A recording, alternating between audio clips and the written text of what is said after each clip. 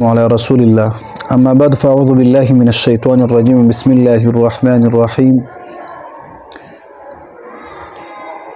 د ټولو نه اول ټول مسلمانان یو چې په پاکستان کې اکثر خلک څومره اوسېږي د ټول اکثر مسلمانان دي او بیا په خیبر پښتونخوا کې غیر مسلم ډیر کم دي او بیا رسول الله صلی الله علیه وسلم فرمای چې زما په امت کې 73 فرقې به جوړ شي او په دغه 73 فرقو کې صرف او صرف یو فرقه هغه به جنت ته ځي او بقای دا ټول فرقې دا به دوزخ ته به ځي. اصل کې زمونږه په چا باندې رد کول مراد نه وي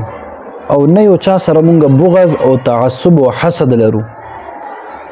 زمونږ طالبان اکثر ملګري اختلافات چې کوي کنه هغه اختلافات ته شکل د نفرت او د بغض او د کینې ورکی. نو چې کله هم مونږ یو خبره کو د ټول نه اول بنیت زمونږ داوي چې مونږ د الله رضا د پاره خبره کو. د چا د پاره؟ الله رضا د پاره به خبره کو. دویمه خبره دا به مونږ خپل نظریه جوړو بکر چې دا به مونږ خپل نظریه جوړو چې حق خبره به هر ځای کې کوو او د هر چا مخې ته کوو او هر کله به کوو او غلطه خبره باندې به رد کوو په هر ځای کې کوو. که دا غلطه خبره کوونکي زما ستا خپل مشر ولې نه وي بې ادبي به نه کوو. زما ستا استاز هم چې کله غلطه خبره وکړي د قرآن او حدیث خلاف خبره وکړي موږ به هغه خبره هم نه منو خو به شرط د دې چې موږ به بې ادبي به هم د چا نه کوو. وس زمونږ او د پنجپریانو ورونو په مابین کې چې کوم اختلافات دي اول خدا دی که نه چې دې سره دومره تعصب اگر که هغې ډېر تعصب کوي په دې کې په نه خبره باندې د کفر فتوه لګوي د شرک فتوه لګوي د بدعتي ویل دا خو هغې ته ډېر آسان کار دی. موږ به داسې نه کوو. موږ به خپل نظریه د خپل مشرانو غوندې کې به جوړو چې هره خبره به موږ څه سره کوو دلیل سره به کوو. څه سره به کوو؟ دلیل سره به کوو. دویمه خبره به چې مونږ کوو که نه مونږ به دا دلیل د خپل خوښې به نه وایو بلکې دا به مونږ د قرآن او د حدیث نه به هغه شانتې وایو څنګه چې صحابو او تابعینو او تبع تابعینو ویلې ده. اوس د پنجپریانو سره ولې زمونږ اختلاف دی؟ نو دې سره زمونږ ذاتي اختلاف خو نشته که نه کشته مونږ چې دې سره اختلاف لرو د الله د رضا دپاره مونږ اختلاف لرو د رسول الله صلی الله علیه وسلم د احادیثو د دفاع دپاره مونږ دې سره څه کوو اختلاف لرو. وس پنجپیری مولا پنجپیریانو مشر او زمونږه په خپل مابین کې یو څو مسایل داسې دي چې هغې کې اختلافات دي. د ټولو نه غټه مسله زمونږه او د پنجپیریانو د خپل مابین کې چې کم اختلاف دی اول خدا ده چې پنجپیریان د احادیثو نه انکار کوي. اولنی اختلاف دا دی. نمبر 1 څه ده؟ هر هغه حدیث نه پنجپیریان انکار کوي کم حدیث چې د پنجپیریانو د عقیدې خلاف راشي. پوهیږي؟ بیا دویم نمبر اختلاف زمونږ پنجپریانو سره دا ده چې دیو د قرآن مجید معنا د خپل ځان طرفه بیانوي. کم معنا چې حدیثو کې بیان شوی وي هغه معنا دیو نه بیانوي. دو اختلافات شو. دریم نمبر اختلاف زمونږ د پنجپریانو سره هغه په مسله د حیات الانبیاء ورته ویل کېږي. څه شی؟ حیات الانبیاء یا حیات النبی صلی الله علیه وسلم. نو اوس تاسو ته هم وایمه پنجپریان چې دا خبره اوري هغې ته هم وایمه چې هغې ته به مونږ دعوت ورکوو او مونږ به دا نظریه زده کوو چې بی په مخ د ځمکه باندې د نبی علیه السلام نه تر واخله تر دې زمانې پورې ټول فقها ټول مجتهدین ټول صحابه کرام او ټول جمهور اهل سنت والجماعت امت په دې خبره باندې اتفاق لري چې انبیاء کرام په خپل قبرونو کې ژوندي دي او هلته منځونه هم کوي. حیات النبی مطلب دا دی کنه چې نبی علیہ الصلوۃ والسلام باندې دنیاوی مرګ راغلی دی. یوه دنیاوی مرګ نه پس رسول الله صلی الله علیه وسلم ته الله رب العالمین واپس الله ورته یو ژوند ورکړی دی، زندگی ورکړی ده، خو هغه زندگی ته مونږ وایو حیات برزخی. څه شی؟ حیات برزخی. او دغه حیات برزخی دا د حشر او د دنیا د دې ژوند په مابین کې درمیان کې چې کوم ژوند دی دې ته څه ویل کېږي؟ حیات برزخی ویل کېږي. نو بیا واوره د رسول الله صلی الله علیه وسلم نه واخله تمام انبیاء کرام خصوصا محمد رسول الله صلی الله علیه وسلم په خپل قبر مبارک کې ژوندې دي په حیات برزخی سره او منځونه هم کوي. اوس کله کله کتابونو کې د حیات دنیاوی ذکر وشي نو د دین مراد به دا وي چې د دنیا کې چې رسول الله صلی الله علیه وسلم مبارک کم جسم چې هم دقه بدن او دغه جسم په دقه قبر کې دا ژوندې دي. پوهیږئ؟ اوس آیا په دې باندې چرته موږ سره دلایل موجود دی که نه؟ دا عقیده موږ د ځان نه جوړ کړې ده. نو قرآن کې الله فرمایي فاسألوا ان کنتم لا تعلمون. نو موږ خو د اکابرینو په مقابله کې هیڅ یو شی نه یو که نه. مونږه چې کم اکابرین علماء دیوبند دی هغې یو کتاب دی المهند علی المفند د علامه خلیل احمد سهارنپوري رحمه الله. هغې په دغه کتاب کې لیکلی ده چې انبیاء کرام په خپل قبرونو کې ژوندي وي او منځونه هم کوي. دا خو زموږ د مشرانو نه مونږ ته ثبوت میلاو شو. اوس چې د مشرانو دا خبره د کم ځای نه اغستې ده نو په دې باره کې امام بیهقي رحمه الله یو لوی محدث تیر شوی ده. هغې یو کتاب د شعب الایمان ورته ویل کېږي. هم په دغه شعب الایمان کې هم په بیهقي شریف کې بیهقي هم د کتاب نوم دی او شعب الایمان هم د کتاب نوم دی. دا قسم یادېږي په امام بیهقي رحمه الله باندې. هغې د رسول الله صلی الله علیه وسلم د حیات په باره کې چې کوم روایت کم حدیث چې دی هغه احادیث هغې نقل کړې ده. او بل امام بیهقي رحمه الله هغې یو کتاب لیکلی ده الحیات الانبیاء په نامه باندې. په څه نوم باندې؟ اوس موږ پنجپیریانو نه دا خبره پوښتنه به کوو چې ګورئ تاسو ناپوهه یې، ضد کوئ، تعصب کوئ، په حدیثو په قرآن نه پوهیږئ. اوس تاسو مونږ سره اختلاف نه کوئ بلکې تاسو خو د امام بیهقي رحمه الله سره اختلاف کوئ. هغه خو د دیوبند نه ډېر مخکې تیر شوی دی که نه. هغه په حیات الانبیاء باندې کتاب لیکلی دی. نو اوس څه وایي د پنجپیري اختلاف ما سره دی که نه؟ د رسول الله صلی الله علیه وسلم د حدیث سره دی. اوس د امام بیهقي رحمه الله په خپل کتاب کې د رسول الله صلی الله علیه وسلم حدیث راوړي چې الانبیاء احیاء فی قبورهم یصلون، چې انبیاء کرام په خپل قبرونو کې ژوندي دي او منځونه هم کوي. بل روایت رسول الله صلی الله علیه وسلم فرمایي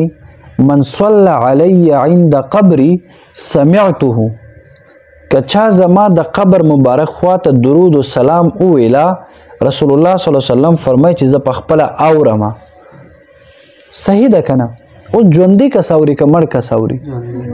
ژوندي اوري که نه؟ رسول الله مبارک په خپل قبر کې ژوندي دی، په دغه جسم سره که ژوندي نه ولې رسول الله فرمایل چې تاسو کوم درود و سلام ووایئ دا زه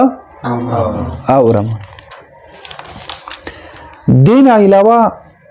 دویم نمبر موضوع د سماع الموتى یا سماع النبی صلی الله علیه وسلم ده. پنجپیریان دا وایي چې مړی اوري او که نه اوري. دې کې د پنجپیریانو زمونږ اختلاف وي. مونږ دا وایو، مونږ پنجپیریانو سره په دې کې اختلاف نه کوو چې آیا مړی اوري او که نه اوري. اوس که مړی واورېدل او که وانه اورېدل مونږ ته څه فایدې شته؟ نشته که نه. مونږ پنجپیریانو ته دا وایو چې رسول الله صلی الله علیه وسلم فرمایي چې کله دغه میت په دې قبر کې دفن کړي شي انه ليسمع قرع نعالهم چې د دې خلقو د دې څپلو دغه کشاري هم اوري د خپو کشاري اوري دا چا ویلي دی رسول الله صلی الله علیه وسلم ویلي دی او چا ذکر کړی دی امام بخاری رحمه الله په خپل کتاب کې ذکر کړی دا او بیا زمونږ اکابرین علماء دیوبند کې علامه محمد ادریس خان دهلوی رحمه الله په خپل کتاب کې ذکر کړی دا اوس د عام مړو په اوریدو کې اختلاف دی بعض صحابه کرام وایي چې عام مړي اوري او بعض صحابه کرام وایي چې عام مړي نه اوري اوس زمونږ علماء دیوبند دا وایي چې که مړي اوري او که نه اوري مونږ دواړو ته احترام په نظر ګورو نو بیا پنجپریانو سره اختلاف ولې دی پنجپریانو سره اختلاف مونږ ځکه کوو چې پنجپریان وایي چې کم یو کس دا وویل چې دا مړي اوري دا کس مشرک دی نو اوس دې ځای کې به مونږ د صحابو دفاع کوو چې نه رسول الله صلی الله علیه وسلم فرمایي چې دغه ځای کې مړي اوري صحابه کرام ویلي دي چې مړي اوري بیا علامه شاه انور شاه کشمیری رحمه الله دا ډېر لوی محدث تیر شوی د دې په خپل کتاب فیض الباری کې دا خبره کوي چې دغه سماع الموتى دغه مسله چې مړي اوري دا حد تواتر ته رسیدلې ده حد تواتر دې ته ویل کېږي چې دې کې ته دروغ گنجائش په مخ د ځمکه څومره مسلمانان چې تیر شوي دي هغه ټول د سماع الموتى قایلینو په دې تاسو پوه شئ که مړي اوري او که نه اوري موږ ته هېڅ فایده بعض صحابه وایي مړي اوري او بعض صحابه وایي مړي نه اوري اختلاف پنجپریانو سره ولې کوو ځکه کوو چې هغه وایي چې که چا وایي چې مړي اوري دا مشرک دی موږ وایي چې نعوذ بالله صحابه کرامو ویل رسول الله صلی الله علیه وسلم ویل چې مړي اوري ته څنګه وایي چې مشرک دی ستا اعتراض خو په رسول الله صلی الله علیه وسلم باندې دی پوهېږي دین علاوه رسول الله صلی الله علیه وسلم صحابه کرام ته فرمایل چې په ما باندې د جمعې په ورځ باندې کثرت سره درود ووایئ یا په ما باندې تاسو درود ډېر زیات ووایئ ځکه چې ستاسو د درود شریف په ما باندې پیش کیږي نو رسول الله صلی الله علیه وسلم ته صحابه کرامو وفرمایل چې یا رسول الله صلی الله علیه وسلم ستاسو دغه بدن مبارک دا به خاورې شوی نه وي ځکه چې انسان دفن چې بدن خراب شي که نه نو رسول الله صلی الله علیه وسلم ورته وفرمایل چې ان الله حرم على الارض ان تاكل اجساد الانبیاء پس ځمکه باندې دا حرام دی چې د انبیاء کرامو دغه بدن دی خراب کی یا دی وخوري بلکې رسول الله صلی الله علیه وسلم بدن مبارک په دغه خپل روزه مبارک کی تر و تازه او صحیح سالم موجود دی او منځونه هم رسول الله صلی الله علیه وسلم کوي دا د رسول الله صلی الله علیه وسلم حدیث دی بیا رسول الله صلی الله علیه وسلم چې کله د معراج په شپه باندې سفر کوو که نه علامه شاه انور شاه کشمیری رحمه الله لیکلی ده په ملفوظاتو چې رسول الله صلی الله علیه وسلم چې کله سفر کول د معراج نو رسول الله صلی الله علیه وسلم وفرمیل چې ما موسی علیه السلام ولیدل چې هغې په خپل دغه قبر مبارک کې به یې مونځ کوله په قبر مبارک کې یې مونځ کوله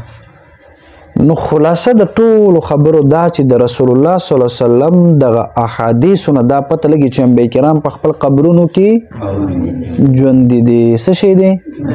او منځونه هم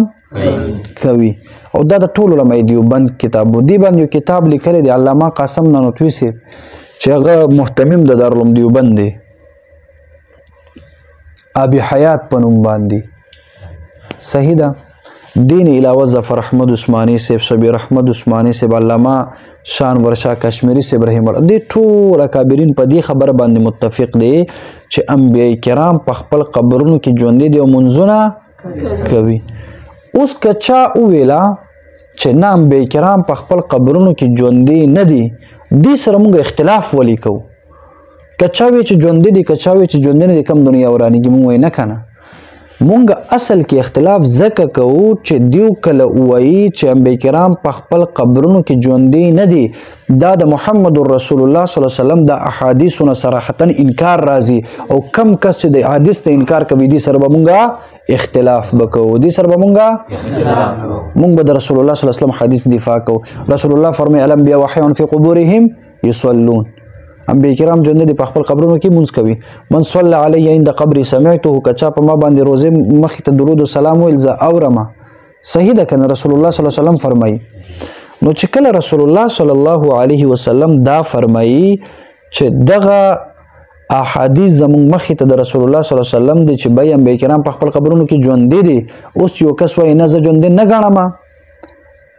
نو چې ته نه ګڼې زه در سره اختلاف کوم چې ته زما د پیغمبر خبره نه منې زه ستا خبره ولې ومنمه. پوهېږئ اوس دې پسې مونځ ولې نه کېږي؟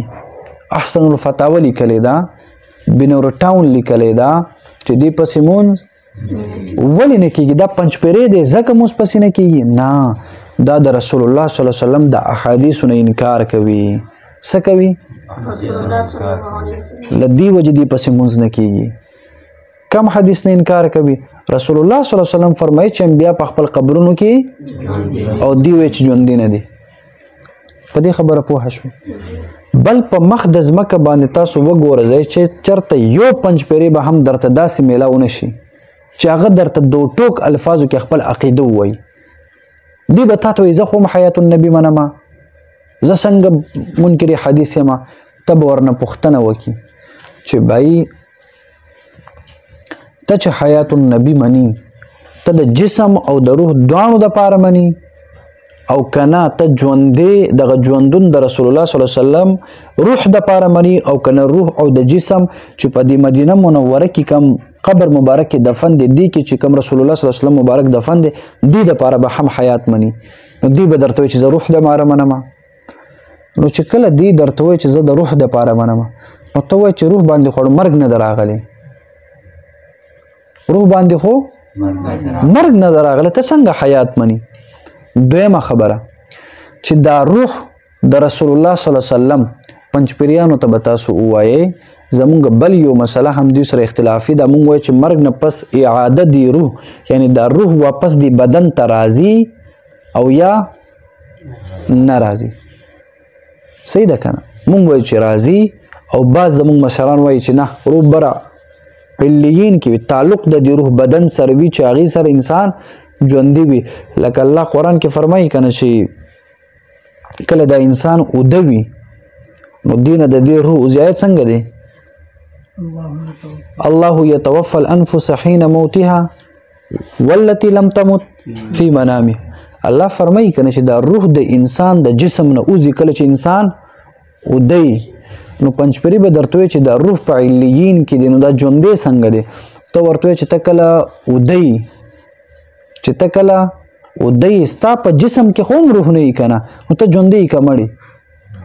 ژوندی که نه؟ دقه شانتې هلته هم دین اعلی ژوندون سره رسول الله صلی الله علیه وسلم ژوندي دي. بیا به دې درته ووایي چې دا روح چې بره دی علیین کې نو رسول الله صلی الله علیه وسلم اوري څنګه؟ ته به ورته وایي چې ته په دنیا کې چې اوده ستا روح پت نه لګي کوم ځای کې ستا بدن کې خو روح نه وي. الله فرمایي چې نه وي. نو چې یو کس درته راشي چې ابوبکر راپاسه نو ته اواز اوري که نه اوري؟ دا روح چې ته اواز اوري دا روح ستا بدن کې وي که بهر چرته نه راشي؟ بهر نه راشي که نه؟ نو دا خو آسان خبرې دي چې په دنیا کې ستا عقل مني هلته بیا ولې ستا عقل نه مني؟ خو د دوی په عقل باندې څه شی وي؟ پردې لګېدلی وي. او د پردې وجه څه ده؟ اکثر پنجپیریان دی په رسول الله صلی الله علیه وسلم باندې درود نه وایي. که کم یو پنجپیری هم 500 کرته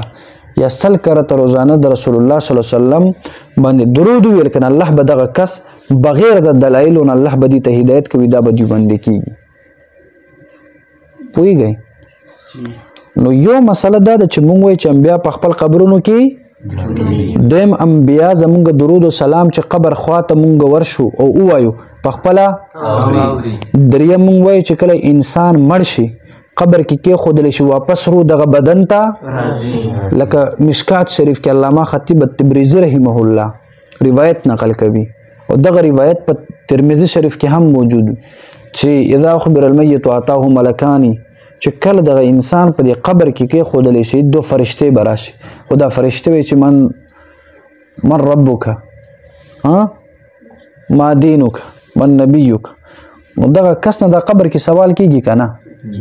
دې ټیم کې دغه روح واپس راځي حدیث نه ثابت دی نو چې ته وایي چې نه راځي نو ته خو د حدیث منکر یې که نه زه خو به ته خامخا در سره اختلاف کوم او بل ته وایي چې مړی نه اوري ته وایي مړی نو دا فرشتې چې راشي د مړي نه پوښتنه وکړي نو مړی اوري که نه اوري پوهېږي که نه حتی محمد ادریس کان دهلوي رحمه الله او علامه سرفراز خان صفدر رحمه الله د رسول الله صلی الله علیه وسلم حدیث نقل کوي چې بای کله دا مړی چې مړ شي دا چې کله لمبولی کېږي دې مړي ته پته هم لګي چې ما لمبولی کېږي او دې چې کله خخولو ته بوځي که نه که دا ګناهګار وي نو دا مړي چغې وهي چې وی حقین تذهبون هلاکت دی وي ستاسو دپاره ما چرته بوځي ما مه بوځئ کله چې دا نیک وي که نه دی وایي قدموني قدموني حدیث الفاظ دی چې ما زر بوځئ دغه قبر ته دا مړي خو خبرې هم کوي ته خو اورېدل وایي اوس به یو اعتراض دا راشي چې دا مړي چې کله خبرې کوي نو موږ ولې نه اورو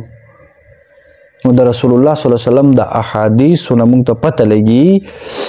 که چرته دا مړي دا چغې یا د مړي دا خبره موږ اورېدل که نه نو کم ګناهګار مړي باندې چې عذاب و دی چې مړ شو دی ته عذاب شروع شي دی به دومره چغې وهل که نه چې د یرې وجې نه چا به دا مړي ته نږدې کېدی هم نه چا به دا مړي لمبول هم نه ځکه چې چغې به ډېرې وهلې یا به د خلکو ورباندې زړه خوږېدو یا به خلک ورنه یریدو نو له دې وجې نه څوک ورته نږدې کېدی نه شو نو له دې وجې نه د الله رب العالمین موږ ته د دې اواز نه اوروي بل پنجپریان چې کوم دي که نه دا ډېر بې ادبه وي څه شی وي بې ادبه وي بې ادبه داسې وي چې دې نوم د توحید اخلي او د سنت د څه شي توحید او د سنت او چې کله قرآن بیانوي خپل خوښې معنا به درته کوي په مخ د ځمکه باندې امام ابو حنیفه صاحب نه واخله تر دې زمانې پورې او د امام ابو حنیفه صاحب نه واخله تر رسول الله صلی الله علیه وسلم زمانې پورې دا چې کوم پنجپریان ترجمه کوي دا چې کوم یو مفسر هم امام بخاری رحم الله هم د قرآن ترجمه کړې ده په بخاری شریف آخر جلد آخر حصہ کې کتاب التفسیر کې خو دا پنجپریان چې کوم ترجمه کوي که نه دا امام بخاری صاحب هم نه ده کړې علامه آلوسی صاحب روح المانی لیکلی د هغه هم دا نه ده کړې علامه قاضي ثناء الله پانیپتی صاحب هم تفسیری مظهری لیکلی د خو هغې هم دا ترجمه نه ده کړې روح البیان تفسیر هم د خو هغې هم دا ترجمه ابو حیان اندلسی رحمه الله تفسیر ولیکل خو هغې هم دا ترجمه باری محیط دا ترجمه نه ده کړې معرف القرآن د مفتی شفیع صاحب یا معرف القرآن د ادریس کان دهلوي صاحب دا ترجمه حتی چې مودودي صاحب تفهیم القرآن ولیکل مودودي جماعت اسلامی والا هغې هم دا ترجمه حتی چې غیر مقلدین شیخ امین الله تفسیر ولیکو خو هغې هم دا ترجمه حتی چې د امام شافعي صاحب رحمه الله کم کسان چې دي که نه هغې په مسلک باندې هغې هم تفسیرونه ولیکل خو د پنجپریانو د ترجمه نه ده کړې حنبلیانو د امام احمد بن حنبل رحمه الله کم په مقلدینو کې چې کوم مفسرین تیر شوي ده که نه هغې تفاسیر ولیکل خو هغې دا ترجمه امام ابو حنیفه صاحب رحمه الله چې کوم عقایدو کې چې څوک ترجمانو ابو المنصور الماتوریدي رحمه الله هغې تفسیرونه ولیکل خو لیکن دا ترجمه یې امام بخاري امام مسلم امام ترمذي هیڅ چا هم دغه شانې د قرآن معنی او مقصد نه ده بیان کړی نو ته ماته ووایه چې دې ټول امت نه ده بیان کړی دا پنجپیرې د کوم ځای نه بیانوي خو د خپل ذهن نه بیانوي که نه اوس چې د ذهن نه چې یو انسان ترجمه بیانوي که نه رسول الله صلی الله علیه وسلم فرمایي که دا ترجمه 100% بالکل ټیک هم وي دغه انسان به ګناهګار وي دې ته ځکه چې دی خپل ذهن نه ولې قرآن ترجمه بیان کړه رسول الله صلی الله علیه وسلم فرمایي من قال فی القرآن برائه فاصاب فقد اخطا که چا په دې قرآن کې د خپل خوښې نه یو ټکي وویله د خپل خوښې نه معنی بیان کړله د خپل رای نه یې فیصله وکړله ترجمه یې بیان کړله فاصاب که دی دا صحیح هم کړی وي لیکن دی خطا وکړل دا ګناهګار دی ولې ځکه چې قرآن معنی به په خپله نه به کوو ټیک ده کنه دا تفصیل ټول خلاصه ده پنځپریان پسې ځکه موږ نه کې اولنې وجه چې دی حدیثونه دویم دی د قرآن معنا خپله کوي دریم دی د حیات النبي منکرین دی څلورم دی د سماع الموتى منکرین دی پنځم دی د اعادة الروح منکرین دی څلورم دی د وسیلې منکرین دی شپږم دی د وسیلې منکرین دی او نمبر 7 دی د استشفاء منکرین دی او نمبر 8 دی د برکت او د تبرک منکرین دی او نمبر 9 دی د اکابرین او د مشرانو ګستاخان دی او نمبر 10 دا ډیر بی ادب دی پوهیږئ کنه نو دغه لس خبرې چې بای زمونږ چا سره تعصب او ذاتیات مونږ چا سره اختلاف لرو د څه په وجه لرو د دین په وجه باندې لرو رسول الله صلی الله علیه وسلم فرمایي اتبعوا السواد الاعظم تاسو د سواد اعظم پسې روان شئ کنه حضرت علی رضی الله عنه یو ورځ راغی رسول الله مبارک علیه السلام ته فرمایي چې یا رسول الله یو داسې مسله چې هغې ثبوت صراحتا په قرآن کې نه وي او حدیث کې نه وي نو زه څه وکړم علی رضی الله عنه د مسلمانانو څلورم خلیفه دی هغې باره کې رسول الله صلی الله علیه وسلم فرمایي انا مدینة العلم وعلی بابها زه د علم خار یم او علي صاحب د دې خار دروازه د دومره لوی عالم علي صاحب هغه رسول الله صلی الله علیه وسلم ته فرمایي چې کومه خبره په قرآن او په حدیث کې موجود نه وي دا خبرې زه به څه کومه رسول الله صلی الله علیه وسلم هغې ته هم دا نه وایي چې ته په خپل رای نه فیصله وکړه یا خپل معنا بیان کړه رسول الله صلی الله علیه وسلم ورته فرمایي تشاور الفقهاء والعابدین ته مشوره کوه فقهاء او عابدین سره فقهاء او چې رسول الله صلی الله علیه وسلم خپل صحابي ته وایي چې مشوره کوه نو پنځپریا ته څنګه قرآن ترجمه د خپل من پسندي سره کوي ته څنګه خپل ځانه د قرآن ترجمه کوي دا کومه ترجمه چې ته کوي دا خو په مخ د ځمکه باندې چا نه ده کړې ستا د مشر نه علاوه ولې دا امام ابو حنیفه صاحب په قرآن نه پوهېدو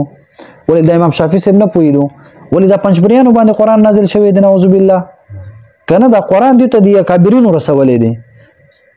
پوهېږئ که نه نو دوی د قرآن دغه معنا او مقاصد د ځان نه بیانوي ځکه موږ ورسره اختلاف لرو خو موږ او پنځپریانو کې به فرق څه وي موږ او پنځپریانو کې به فرق دا وي موږ بد اخلاقي نه کوو کنځل به نه کوو دروغ به نه وایو الزام به نه لګو بهتان به نه لګو د چا بې عزتي به نه کوو خبرې چې کوو کتاب نه به کوو دلیل نه به کوو او ښه اخلاقو مظاهره به کوو څه به کوو او پنځپریانو په شان بې ادبه به نه کېږي چې هو دا بدعتي دی او دا مشرک دی او دا قیسې مې دا به مونږ نه کوو ښه انشاءالله انشاءالله زه یم چې خلاصتا ډېر به پوهه شوی یې ذهن مو لږ خلاص شو پوهېږئ که نه او نور چې انشاءالله لږ لږ داسې وایو که نه نو په دې باندې به اکتفا وکړو صحیح ده که نه هغې خو هم څه دلیل پیش کوي که نه چې نبي کریم صلی الله علیه وسلم په خپله روضه مبارک کې دغه ژوندی نه دی هغه چې کوم دلیل پیش کوي ما درته چې هغه د قرآن د ځان نه معنا کوي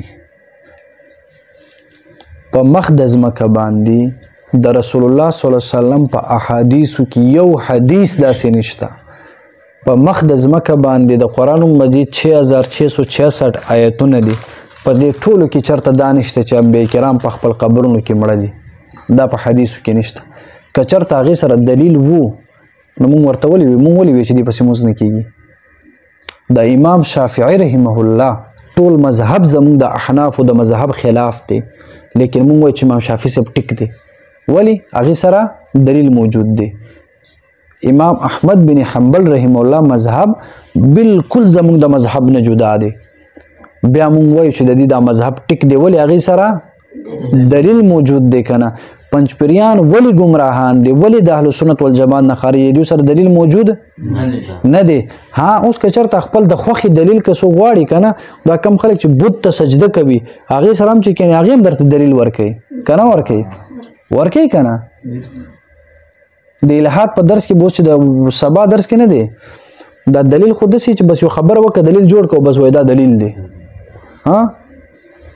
دلیل خو دې ته ویل کېږي چې قرآن او حدیث او صحابه کرامو نه ثابت وي او صحابانو خو دا ثابت نه دی چې صحابانو ثابت نه دی نو بس پنځپریان فارغ ہو گئے نو اصل مسله داسې ده ښه په دې باندې پوه شوي الله رب العالمین دې موږ ته د اخلاص سره د کار کولو د دین خدمت کولو توفیق راکړي او حسد بغض مه کوئ ښه پوهېږئ که نه او پنجپیریانو سره چېرته ملاویږئ که نه تاسو داسې مه کوئ چې تاسو سره بد اخلاقي کوئ یا څه تاسو به خپل معاشره کې دا خلک نه دي خپل د اخلاقو نه به متاثره کوئ خپل د قابلیت نه به متاثره کوئ د څه نه خپل د تقوا او د طهارت نه به تاسو دا خلک متاثره کوئ دا پنجپریان تاسو کتلی دي د دې غړ غړ مولیان چې مخې ته زموږ طالب ودرېږي زموږ د طالب په مخ کې نورانیت وي او د دې په مشر په مخ کې نورانیت د دې وجه سره دا بې ادبه وي او تاسو بې ادبي او دا پنجپیري چې 1 کیلومتر لري هم روان وي که نه او ستا نظر پرې ولګي د پنجپیریانو پهچان کېږي چې دا کس پنجپیری روان دی ولې دې کې هغه د دین هغه مینه تبرع چې یو کس 50-60 پیری یا 100 پیری هغه قرآن تفسیر پړاو کی نو ستاسو څه خیال دی چې دا به د الله ولی او بزرګ به وي که نه وي د پنجپیریانو دا مشران 20 پیری ترجمه او تفسیر وکي څنګه کنځلي کوي قرآن کې خو الله فرمایي که نه وانک لعلی خلق عظیم د الله پیغمبر محبوب اخلاق خو ډیر بهترین وکنه که دیو حقیقت کې په دې قرآن پوهېدو د دې مقصد د دین خورولو دی باول په خپل عمل کړیو خپل طالبانو ته بل چې تاسو کنځل به مشرانو بې عزتي به اسلام خو موږ ته دا وایي چې تاسو به دغه کافر دغه باطل خدایانو ته به هم کنځل نه کوئ پوهېږي که نه نو پنجپریان بې ادبه وي الله دې موږ ټول بې ادبي نه وساتي اللهم صل على روح محمد في الأرواح اللهم صل على جسد محمد في الأجساد اللهم صل على قبر محمد في القبور